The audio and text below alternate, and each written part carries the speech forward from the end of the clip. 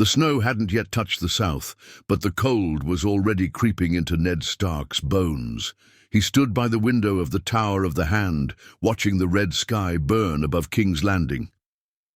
"Red sky at morning, sailor, take warning," he muttered to himself, an old saying from the north.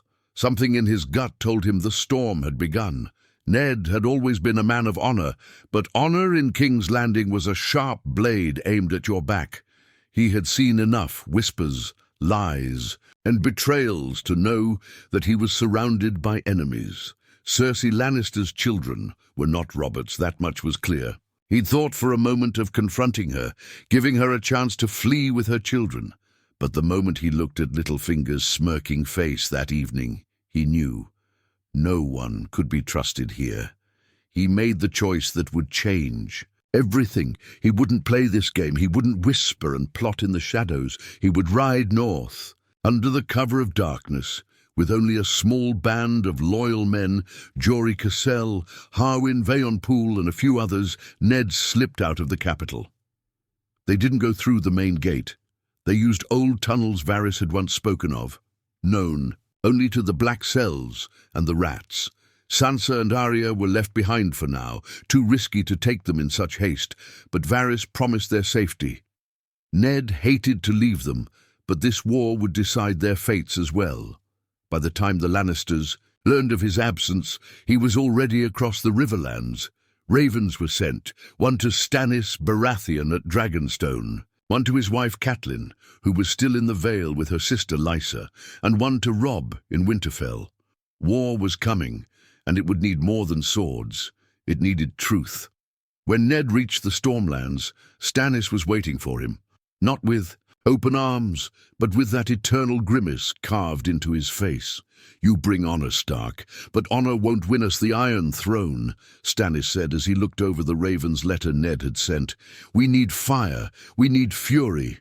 You need truth," Ned replied, "and the North. You have both, if you'll accept it." For the first time, Stannis nodded, not out of warmth, but because he saw a man he could respect. He never trusted many, certainly not Renly nor any Lannister, but Ned Stark's word was iron. And Ned had brought not only his sword, but the truth about Joffrey's parentage. Within weeks, ravens spread the message. Stannis Baratheon was the rightful king, backed by Lord Eddard Stark, Warden of the North. It split the realm like a sword through soft flesh. The North began to move. Robb, barely a man, rode with his, a bannerman toward the neck, answering his father's call. Houses like Mormont, Glover, and Umber flew their banners. The Vale hesitated, still clutched by Lysa's cowardice, but House Tully stirred. Riverrun's lords were ready for vengeance after what Tywin Lannister's men had done. Renly, in the south, was furious. "Stannis never smiled, never fought for the people," he sneered to Sir Loras. "Why should he rule?" But Ned's voice carried weight. Lords who would have doubted Stannis before now questioned their loyalties. "If Eddard Stark backs him," Lord Tarly said grimly, "then perhaps Stannis is the flame we should follow." The Lannisters were caught off guard. Tywin's rage thundered across Casterly Rock. Jaime was still with the army near the Trident. Cersei was now cornered, her son's claim to the throne publicly challenged. Joffrey, always a fool, only made things worse. "Kill them all," he screamed in court. "Kill the traitors, burn their houses, and mount their heads on spikes." But even the gold cloaks hesitated. Ned Stark's name meant something, even in King's Landing. In the east, Daenerys Targaryen was birthing dragons. In the north, winter was coming. But in the heart of Westeros, two names began to echo through every hall and battlefield: Stannis Baratheon, rightful king, and Eddard Stark, the wolf who refused to kneel. The ride from the Stormlands to the Riverlands was long and unforgiving. But Ned Stark didn't complain. He rode with his head high, flanked by loyal northern guards and Stormland soldiers bearing the fiery heart of House Baratheon. Their banner, Black Stag, Red Flame, now flew beside the dire wolf of Winterfell. To many, it was a strange sight. To others, it was the beginning of a reckoning. They rode to meet with Robb. At the twins, Lord Walder Frey had his usual sneer plastered across his wrinkled face. "You want safe passage?" he asked Ned, chewing meat with yellowed teeth. "Then you'll give me what I ask for." But Ned Stark was not Catelyn. He didn't bargain with weasels. "You'll have safe passage for our soldiers," he said, voice calm but ice-cold. "Or you'll have no bridge when we leave," Frey faltered, reading the man before him. Ned wasn't here for petty politics. He came to make kings, not promises. In the end, Frey bent, grumbling all the while. At the camp just past the crossing, Robb waited. The boy had grown taller, sterner, but when he saw his father alive, he dropped to his knees. "I thought they killed you," Robb whispered, hugging Ned tight. "I escaped death, but not war," Ned replied, "and now we must finish what Robert never could." Robb looked him in the eye. "Then I'll follow you, father, as king in the north or warden, whatever you command." But Ned shook his head. "Not yet. No kings in the north, Robb. Not while the realm still stands. We fight for Stannis, for the truth." The combined northern and Stormland forces began their march. Along the way, more houses declared their allegiance. House Tully opened its gates and pledged arms. House Blackwood, House Mallister, even some hesitant Reach lords, sent word that they would not kneel to the Lannister bastard boy Joffrey. But not all were with them. In King's Landing, Cersei moved like a cornered lioness. She forged new alliances, promised coin and lands, and fed Joffrey's madness. She placed Sir Gregor Clegane in command of brutal raids to terrorize any lands that looked east or north. Small folk villages were burned, throats slit, crops salted. It was no longer politics, it was blood war. Back in Dragonstone, Melisandre the Red Woman began to whisper into Stannis' ear. "You have honor now," she said, eyeing Ned from across the room like a hawk. "But honor is not enough. The night is dark and full of terrors. You must embrace the fire or die in the cold." Stannis listened. Too much, perhaps. He began burning traitors to his cause, men who hesitated, doubted, or followed Renly. Ned argued against it. "You can't win the realm by lighting it on fire." But Stannis, grim and unrelenting, replied, "I don't want the realm's love, only its obedience." That was the first crack. When the united army reached Harrenhal, the ground itself seemed to groan beneath their weight. Tywin Lannister had abandoned the place days before, taking his forces west to regroup. What they found instead were corpses, whole families, burnt and broken. The mountain had passed through. Ned looked at the smouldering remains of a child's doll, blackened by flame. "This is what the throne has become," he murmured. Robb stood beside him, sword at his hip. "Then let's end it, father. Let's take the throne and break the Lannisters' grip for good." But war wasn't so simple. Ravens flew again. One brought news that shocked them all. Renly Baratheon had declared himself king. With Highgarden's support, he now held the largest army in Westeros. "You have 2 brothers now," Ned told Stannis. "One in a golden cage, and one drunk. On roses." Stannis' eyes burned with rage. "They are traitors both, and when I'm done with Joffrey, I'll deal with Renly myself." But time was slipping. Each day Renly grew stronger.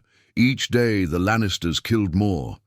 And as they prepared to march on King's Landing, word arrived.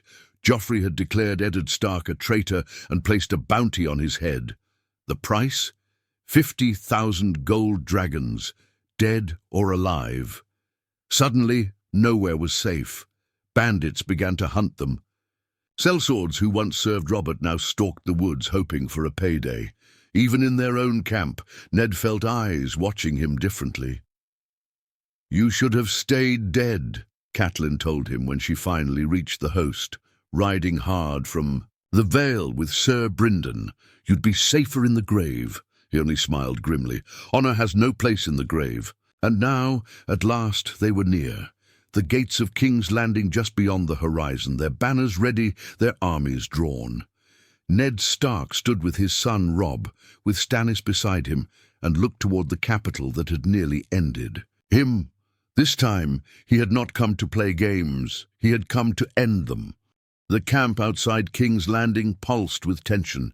Fires flickered along the Blackwater's banks, and thousands of soldiers murmured restlessly under their tents. The combined Northern and Stormland forces stood strong, but they were staring down the walls of a viper's nest. Within those walls sat a boy king, a mad queen, and the gold-stained hand of Lannister power. Ned had seen war before. He remembered Robert's rebellion, the fields of ash, and the blood-soaked stones of the Trident. This war was different. It wasn't born of love or freedom. It was born of lies, and too many were willing to die for them. At dawn, the horns sounded. The siege had begun. Stannis' engineers began dragging siege towers into place. Archers launched flaming arrows over the walls.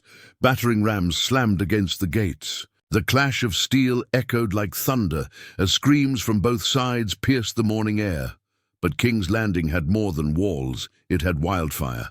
A trap set by Cersei, executed by Tyrion. Green fire poured into the river from hidden caches, exploding beneath Stannis' ships. Half his fleet burned in an instant. Screams turned to gurgles as men boiled in armor and woods split into shards.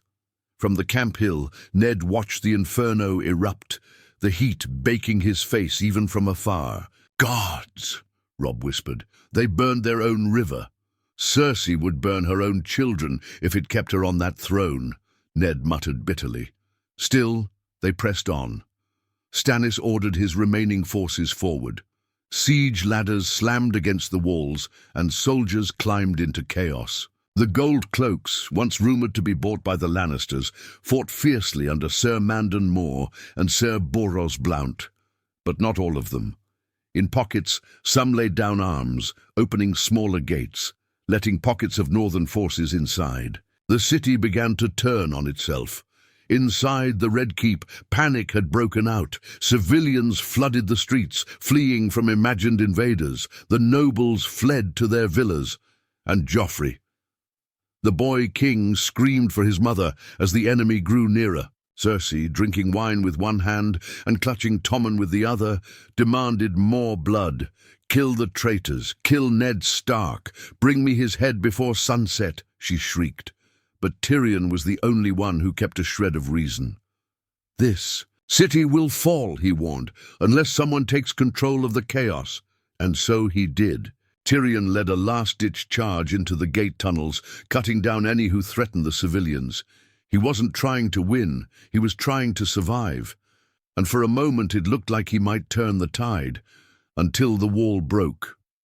From the North Gate, Robb Stark himself led a cavalry surge through an opening carved by wildfire-cleared rubble.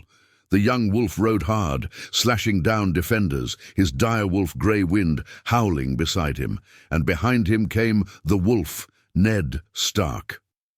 He rode not with banners but with vengeance. They stormed the city streets, cutting through resistance, and pushed toward the Red Keep. The gates were barred, but inside all was madness.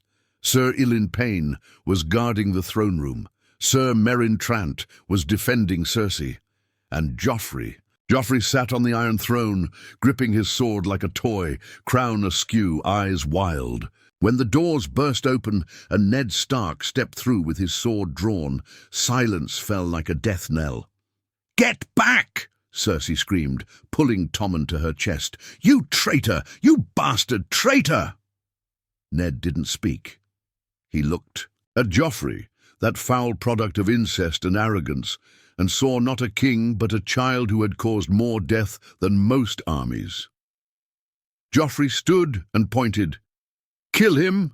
Kill Eddard Stark!" But no one moved. Not Sir Boros, not Sir Meryn, not even Sir Ilyn. The throne room was still. Then, from behind, a deeper voice echoed, "Stannis Baratheon."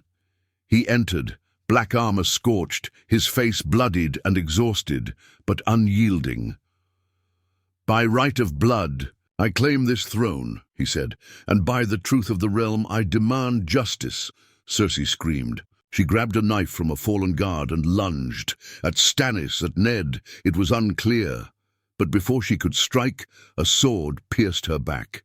Quiet, swift. It was Tyrion. "I'm tired of madness," he said simply. Cersei collapsed beside. Her son, gurgling on her own blood. Joffrey screamed as he watched her fall. Then he turned and tried to flee, but Grey Wind was faster. The Boy King's scream was the last sound before silence returned to the Iron Throne, and then slowly Stannis sat. Ned did not cheer. He did not smile. He only watched, weary and cold, as another man claimed a chair that had killed more good men than any battlefield. "We've won," Robb whispered behind him. Ned turned to his son. "No, lad," he said. "We've survived. That's not the same." The Iron Throne sat in eerie silence. It had taken thousands of lives, gallons of blood, and the wrath of fire to claim it. But now it belonged to Stannis Baratheon, first of his name, rightful king by blood and law. Yet as he sat on that jagged throne of melted swords, there was no triumph in his eyes, only judgment. The Red Keep smelled of ash and iron. Outside, the bells of surrender tolled across King's Landing, but inside, the fate of the realm was being decided in a whisper. Ned stood beside the throne, weary but upright. His armor was stained with soot and blood. His hands had held steel and truth for too long. "Justice must come quickly," Stannis said, his voice like sand dragged over stone. "The realm must see that law still stands." Already names were being read. Lords and knights loyal to the Lannisters were imprisoned. Sir Meryn Trant, Grand Maester Pycelle, lords from the Reach who backed Joffrey. Even Sansa Stark still. In the city was being held for questioning, not by Ned's order, but by Stannis's command. Ned snapped at that. "She is a child, a girl. She's not to blame for any of this." Stannis stared at him. "She is a Stark. Her safety lies with you.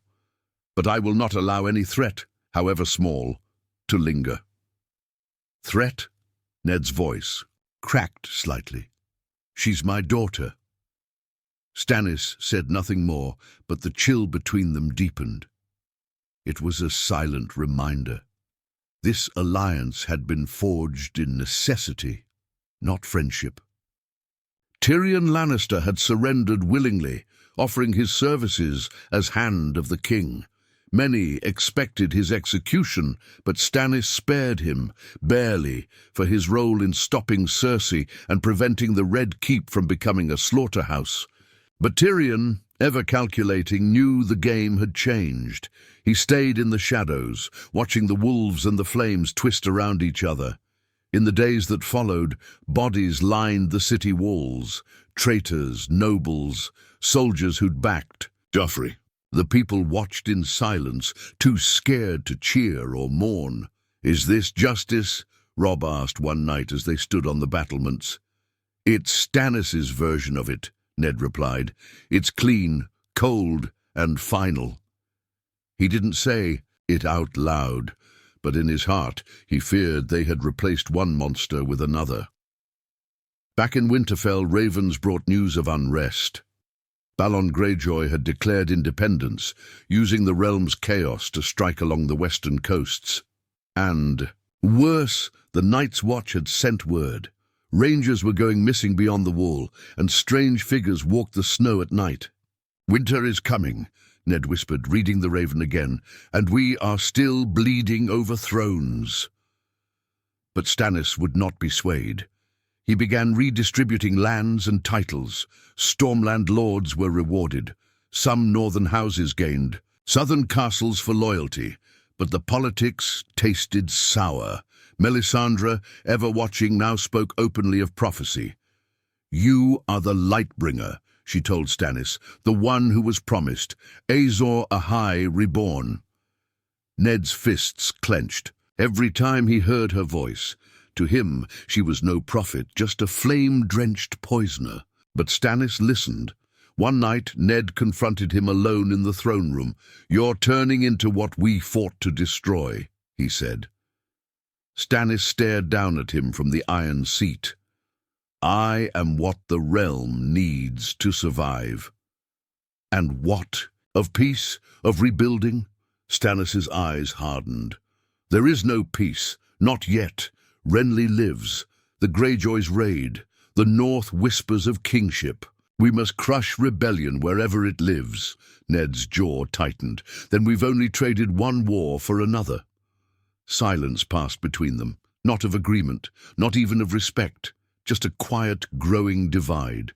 Meanwhile, Robb returned. To River Run to strengthen ties with the Tullys and repair what war had broken. Sansa, now freed and reunited with Arya, refused to speak for days. Her dreams were haunted by Joffrey's madness, by her mother's absence, by the blood that had stained her feet when the city fell. She barely looked at her father. "You left me," she whispered once. "You left us in the lion's den." Ned had no answer.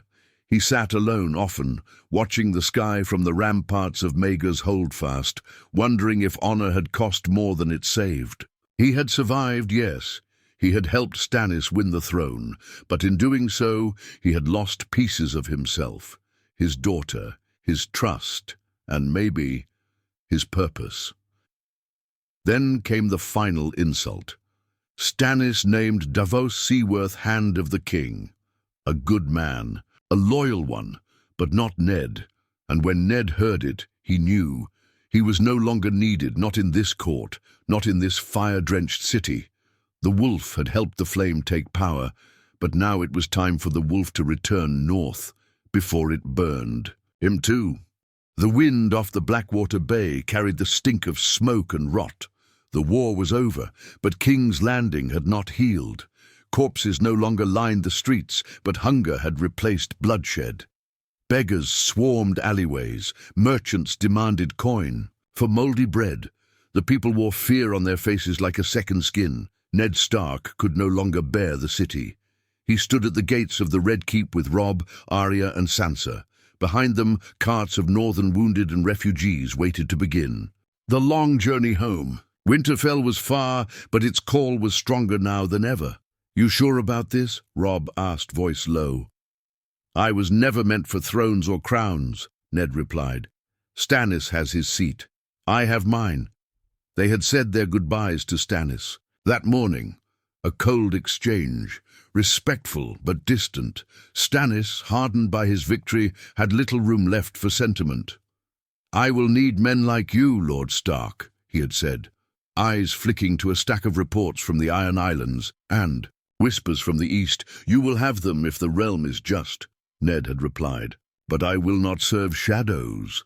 They had left it at that. Now, as their party crossed the gates, Arya turned to him. "Are we going home for good?" Ned looked at her, at the dust on her face, the scars on her knees, the tightness in her smile. She had seen too much, lost too much, but she was still his daughter. "We're going where we belong," he said. "That's all that matters." They moved north, passing burned villages, shattered keeps and broken men. The riverlands were scarred beyond recognition. In some places the people cursed every banner. No wolf, no stag, no lion. They wanted peace, and nothing else. At River Run, Catelyn waited. Her face softened when she saw Ned, but pain lingered in her eyes. "I thought I'd never see you again," she said. "You nearly didn't," he replied. They embraced, but even love couldn't wipe away the tension. War had aged them both. Inside the castle, Robb met with Brynden Tully, discussing fortifications and patrols. Ned sat beside Catelyn in the Godswood, hands clasped, trying to find peace among the rustling leaves. "Do you regret it?" she asked. He didn't answer right away. Then, "I regret what it cost my children." Sansa barely spoke still. She clung to silence, flinching at loud noises. Arya, in contrast, had grown wilder, more restless. She trained with a wooden sword constantly, her anger like a coiled snake behind her eyes. Ned knew this was the price of survival. They had escaped death, but not untouched. Days later, word came from Dragonstone. Renly Baratheon was dead, stabbed in his tent under strange, unexplained circumstances. No one had seen the killer. Some whispered of shadows with faces. Others said it was Brienne of Tarth, now vanished. But Ned already knew who was behind it. Melisandre. He remembered the way she looked at Stannis, not as a man, but as a weapon, a prophecy, a tool of flame. "That woman will consume him," Ned muttered. "She already has," Catelyn said. It wasn't long before another raven arrived. This time, from the wall, the Night's Watch had declared a new Lord Commander, Jon Snow. Ned's heart clenched at the name. He had left Jon behind, saddled with half-truths and questions. Now his bastard was guarding the realms of men, while the South bled itself dry. There was a strange pride in it, a guilt too, but also a quiet resolve. Maybe the realm didn't need lords and banners. Maybe it needed men who acted when others talked, who stood the line when kings played at war. As winter drew closer, the North began to gather its strength. Robb helped rebuild what had been broken. Arya trained under Sirio's teachings, remembered from King's Landing. Sansa began to read again, speak again, softly but surely. And Ned. He stood on the battlements of Winterfell once more, the wind, cold and biting, his sword ice at his side. He had walked through fire, through betrayal, through the lies of kings and the madness of queens. He had watched the Iron Throne be taken and watched it corrupt. But here, in the north, where snow blanketed the earth and wolves howled under the stars, here Ned Stark remembered who he was.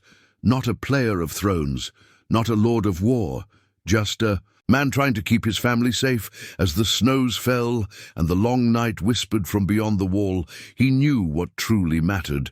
Not the fire, not the throne, the north, the truth, and the blood that tied them all together.